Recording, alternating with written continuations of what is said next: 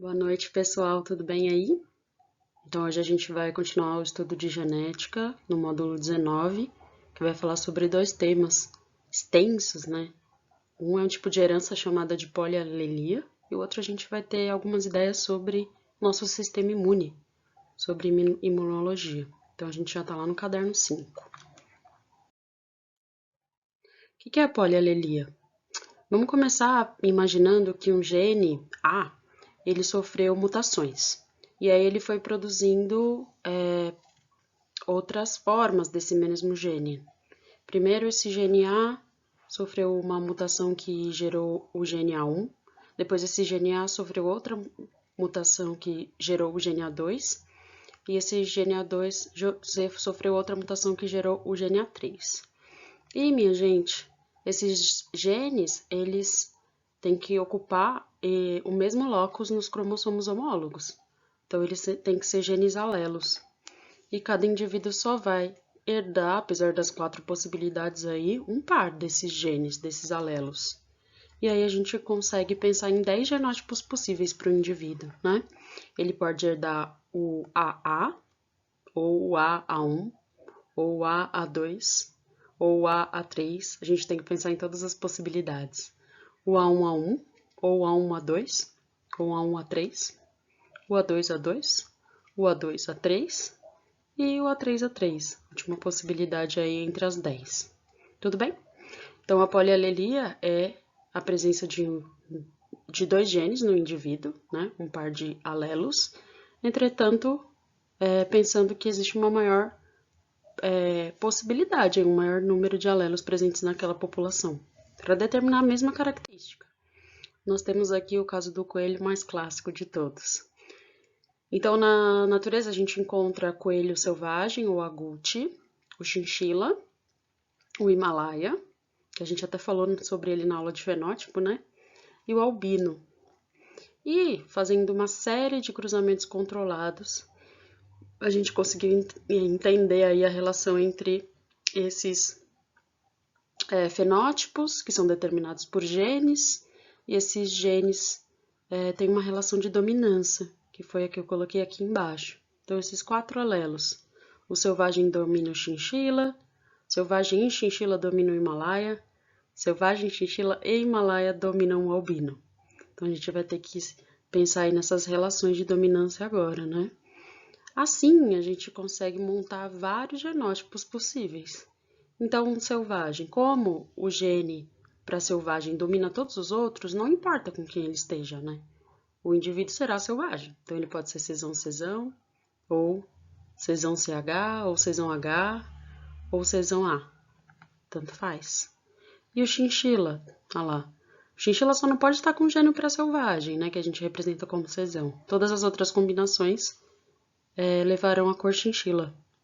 O Himalaia, 2 genótipos possíveis, né? Já que ele só domina o gene para albino. E o albino só vai aparecer quando os genes estiverem em homozigose. Tudo bem? Como a gente vai calcular o número de genótipos possíveis, Pro?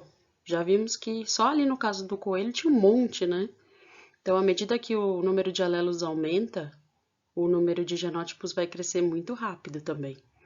Por exemplo, ó, se a gente tem 3 alelos, o A, o A1 e o A2,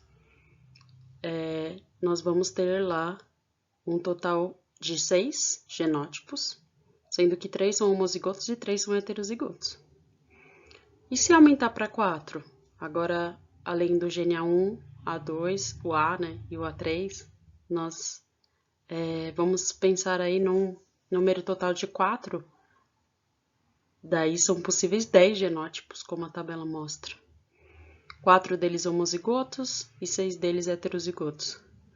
E mais, Pro, e se forem 5? Olha só, o número total aumenta para 15, sendo 5 homozigotos e 10 heterozigotos. A partir daí, a gente consegue matematicamente chegar a essas fórmulas. Sendo n o número de alelos, a gente acha o total com n vezes n mais 1 dividido por 2. Sendo que disso, né, n é o número de homozigoto, próprio número de alelos, e nn menos 1 sobre 2 é o número de heterozigotos. Isso vai te ajudar a não ter que ficar montando. Imagina você montando lá 15 possibilidades de genótipo e a chance de errar também é muito grande. Então a matemática nesse caso vem para nos ajudar. Então só para guardar aí, ó, N vai ser o número de alelos, o número de genótipos vai ser N mais 1 sobre 2, o número de homozigotos vai ser N, e o número de heterozigotos N menos 1 sobre 2. Tudo bem? A gente vai treinar isso. Agora falando um pouquinho sobre imunologia, sobre o nosso sistema imune, tema que está muito em alta aí, né, Pro? O que são os antígenos? Antígenos são substâncias que podem estimular uma resposta imunológica quando elas entram no nosso corpo. Então, vamos pensar que esse meu desenho aqui é um vírus, né? E o antígeno ele pode ser uma proteína ou um polissacarídeo, ou os dois ao mesmo tempo, né? Uma glicoproteína. E, por outro lado, o que é o anticorpo? É uma proteína unicamente, né? Que vai ser produzida pelo organismo. E ela também pode ser chamada de imunoglobulina. E nós temos aqui essa imunoglobulina.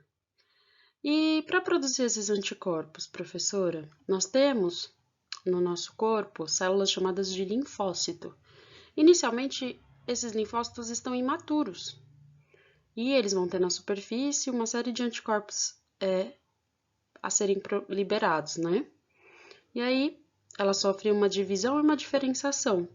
Produz dois tipos de célula, uma é chamada de plasmócito e as outras são chamadas de célula de memória. Percebam que tanto os plasmócitos como as células de memória estão liberando, contém, né, anticorpos, desculpa. Os plasmócitos estão liberando esse anticorpo. Então, esse anticorpo vai ser liberado no sangue, enquanto as células de memória guarda esses anticorpos. Então, ela guarda uma memória, né? Então, os plasmócitos produzem os anticorpos circulantes e as células de memória, elas vão ficar lá na circulação e elas que vão garantir aí a nossa imunização, que dependendo do micro-organismo, se ele não sofrer muita mutação, ele vai ter essa memória imunológica por muito tempo. E esse gráfico também é muito presente, né, sobre o sistema imune. Ele fala de duas possibilidades de resposta, a resposta primária e a resposta secundária. Bom, nós temos na primeira inoculação a resposta primária. Olha lá, a primeira injeção de um antígeno. E após uma semana, começa a produção de anticorpos, demora, em um nível pouco elevado, e logo em seguida esse nível diminui. Agora, na resposta secundária, que é a segunda injeção do mesmo antígeno, a produção de anticorpo ela vai ser mais elevada e vai ser mais rápida também essa resposta, né? E que a resposta secundária é tão mais eficaz, eficiente do que a primária, porque esse indivíduo já tinha lá na circulação as células de memória, né? Ele já estava imunizado para aquele antígeno, tudo bem? E quais imunizações a gente tem? Nós temos as imunizações ativas e passivas. E ativamente a gente pode ser imunizado de forma natural e de forma artificial. E passivamente também, de forma natural, que acontece naturalmente na nossa vida, ou que é criada pelo homem, que é artificial. A vacina, como ativa artificial, é a que mais vai ser cobrada de você. E a soroterapia, a passiva artificial também, muito cobrada nos vestibulares. Então, vamos dar uma olhadinha nelas? Então, o que significa uma imunização ser ativa? Eu sou ativa no meu processo, então a produção do anticorpo vai ser feita pelo próprio indivíduo que entrou em contato com o antígeno. E esse contato pode ser de forma natural, ó. O antígeno penetrou no organismo, porque esse organismo está infectado, ou por um vírus, ou por uma bactéria. E ela pode ser artificial também. E aí ela vai ser determinada pela inoculação de um antígeno. Se eu estou inoculando antígeno na pessoa, o que eu estou fazendo com ela? Eu estou vacinando, certo? Então, o que tem na vacina que a gente está tanto falando sobre vacinas atualmente, né? A gente tem o agente infeccioso que está enfraquecido, ou a gente tem só as toxinas que eles são capazes de produzir, e elas contêm antígenos específicos. E vai ser utilizada sempre como um agente profilático. Quando o micro-organismo de verdade penetrar nas pessoas que já estão vacinadas, ele já vai encontrar os anticorpos que inativam os antígenos que ele produz. Então, ele não vai ter chance dentro de um organismo que já está imunizado, certo? Então, olha lá, a vacina, ela é fabricada com partes do agente infeccioso ou com versões mais fracas do micro-organismo. E ela é injetada na nossa corrente sanguínea. Isso que a gente está querendo, né? E aí os antígenos da vacina são reconhecidos no nosso organismo como invasores. E aí os glóbulos brancos, eles começam a produzir anticorpos. E aí vão atacando esses antígenos, né? E essas células de memória são criadas, que é o que a gente quer. Depois da vacinação, se o antígeno real atacar o corpo, o sistema imunológico nas células de memória estará preparado para reconhecer o inimigo e combatê-lo. Então, colocaram lá o vírus, uma bactéria, tudo enfraquecido, né, minha gente? Não sei se vocês têm acompanhado aí as notícias, mas eles estão testando várias possibilidades, né, para as vacinas. Cada vacina está indo para um caminho diferente. Umas pegaram só antígenos, outras enfraqueceram o vírus, o coronavírus, enfim. E isso está sendo um método para profilaxia, para evitar. Não adianta nada quando a vacina estiver pronta pegar uma pessoa contaminada pelo coronavírus. Isso não vai ser efetivo, principalmente pela demora da produção de anticorpos, como a gente viu. E a imunização passiva vai ter a inserção no organismo de anticorpos produzidos por outro organismo contra o correspondente agente infeccioso. Naturalmente, isso ocorre quando o anticorpo é produzido pela mãe e chega ao feto durante a gestação e a amamentação também. E a artificial, ela é determinada pela inoculação proposital de anticorpos. Então, você está sendo passivo no processo. Ou você está recebendo da sua mãe, já preparado, ou você está recebendo um soro. Então, essa é a famosa soroterapia. E ela sempre vai ser utilizada na fase aguda de uma infecção, né? O anticorpo inoculado só protege por pouco tempo. Logo, ele é destruído e eliminado. Então, olha lá o cavalinho que é utilizado para esse tipo de processo.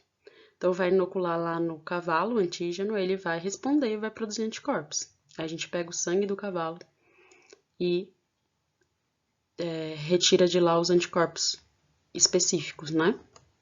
E aí usa na pessoa. Um exemplo clássico é quando o indivíduo ele é picado por uma cobra, por exemplo, chega lá no hospital e já existe um soro produzido em outro animal que vai conter aí os anticorpos, né? Então é terapia. O cara já levou a picada, o cara já está doente. Vai aí tratar o indivíduo, tudo bem? E agora a gente pode dar uma olhadinha nos exercícios. Olha só. Na prímula chinesa, a flor tem um centro, que é o olho, de uma cor diferente da do restante das pétalas. Normalmente esse olho é de tamanho médio e de cor amarela. Essas variantes também ocorrem em olho amarelo, que é muito grande, olho branco e olho azul. Os resultados dos cruzamentos são. Então, ele fez diversos cruzamentos e a gente vai ter que analisá-los. Então, cruzou normal com o Alexandra, só deu Alexandra. O Alexandra com o Queen, só deu Alexandra. O cara domina, né? O Blue Moon com o normal, deu normal. Então, o normal domina o Blue Moon. E o Queen com o Blue Moon, deu Blue Moon. Letra A, dispõe esses fenótipos em ordem de dominância relativa. Dá pra ver, né, ó. Quando cruzou normal com Alexandra e Alexandra com Primosa Queen e esse Primosa Queen com Blue Moon, nós percebemos aí que o Alexandra é dominante e o Primosa Queen é o que é mais dominado, digamos assim. E intermediários fica o normal e o Blue Moon. E qual é o número total de genótipos? Então, quantos alelos nós temos ali? 4 características, 4 alelos, né? O número de genótipos é N mais 1 sobre 2, foi a fórmula que eu mostrei para vocês, de onde veio, né? Então, fica 4, 4 mais 1, 5. Então, 4 vezes 5 sobre 2, 10. Essa é a resposta do exercício 1. Bora ver o 2. Suponha que numa certa população existem 2 caracteres condicionados por alelos múltiplos. Um deles, que é o X, com uma série de 6 alelos, e outro Y, com uma série de 3. Estudando os 2 caracteres simultaneamente, quantos genótipos distintos são possíveis? Então, sendo n o número de alelos, o número total de genótipos possíveis é igual a n vezes n mais 1 sobre 2. Lembra da nossa formulinha? Então, o caráter x tem quantos alelos? 6 vezes 7 sobre 2, 21. E o caráter y tem quantos alelos? Olha lá no enunciado. Então, fica 3 vezes 4 sobre 2, 6. E uma coisa e outra, a gente vai ter que multiplicar, né? Que vem lá da regra da probabilidade. Então, 21 vezes 6, 126. Esse é o total. Letra E, no exercício número 2, portanto. Exercício 4. Em coelhos, os genes que condicionam a cor da pelagem apresentam a seguinte relação de dominância. Então, C para agute, CH para chinchila, H para Himalaia e A para albino. Baseando-se nessas informações, responda: A. Quais são as proporções fenotípicas e genotípicas resultantes do cruzamento entre uma fêmea chinchila heterozigota, que já está ali, ó, para Himalaia, e o macho agute heterozigoto para albino? Então, montei os 2 genótipos. Como é que a gente vai achar isso, Pro? A gente vai ter que fazer o cruzamento deles, né? Então, é linha com coluna e linha com coluna. Então, como é que vão ser esses descendentes aí? 50% é agute, porque tem pelo menos um C. 25 chinchila, porque é heterozigoto com albino, e chinchila domina albino. E 25 Himalaia, ó, que também é heterozigoto com albino, e Himalaia domina albino. Letra B. Qual a probabilidade de nascer um descendente chinchila heterozigoto para albino do cruzamento entre uma fêmea agute heterozigota, olha lá, já fiz ela de novo, para albino, para chinchila, desculpa, e um macho Himalaia heterozigoto? Demonstra o cruzamento e a descendência por meio do quadro de Punnett. Então, bora lá fazer o quadro de Punnett de novo, né? Então, a probabilidade de ser chinchila heterozigoto para albino é 1/4 ou 25%. Resposta da letra B. Exercício 4. Desde 2013, a cobertura vacinal para doenças como a cachumba, o sarampo, rubéola, poliomielite vem caindo ano a ano em todo o país. Devido a, entre outros motivos, e aí, o que está acontecendo com as nossas vacinas, minha gente? Espero que o coronavírus mude isso. Mas são as campanhas muito infundadas anti-vacinação, né? Contudo, sabe-se que a vacina é o único meio para prevenir essas doenças e consiste na inoculação de... O que eu inoculo quando eu vacino alguém? Eu inoculo antígenos, tudo bem? Então, letra C, movimento anti-vacinação, que tem se expandido pelo mundo, e antígenos do agente patogênico, estimulando uma resposta imunológica ativa em pessoas sadias. Exercício 5. Embora sejam produzidos e utilizados em situações distintas, os imunobiológicos 1 e 2 atuam de forma semelhante nos humanos e equinos, pois... Então, número 1, aplicação do imunobiológico. Está aplicando um vírus ou uma bactéria lá na mulher. E letra B, usaram um cavalo para produzir o soro. Tudo isso tem a ver com a produção de anticorpos, né? Quem está produzindo ou é a mulher ou é o cavalo. 6. O gráfico abaixo demonstra a concentração de anticorpos produzidos por uma criança em resposta à inoculação de antígenos em períodos de dias diferentes. Então, fizeram uma primeira e uma segunda inoculação. Compare as duas respostas imunológicas e identifique, dentre as opções a seguir, qual delas representa o que acontece com o organismo da criança ao receber o antígeno na segunda inoculação. Letra B, ó. O tempo para a produção de anticorpos é menor e a quantidade de anticorpos é maior do que a primeira inoculação. Lembra que essa resposta secundária ela é mais efetiva? Porque a gente já tem células preparadas lá, né, no sangue, que são as células de memória, os linfócitos de memória. Então é isso, minha gente. Espero vocês aqui daqui uma semana. E esse tema com certeza vai cair, porque estamos no meio de uma pandemia. Então, estudem, contem comigo, tudo bem? Tchau, tchau.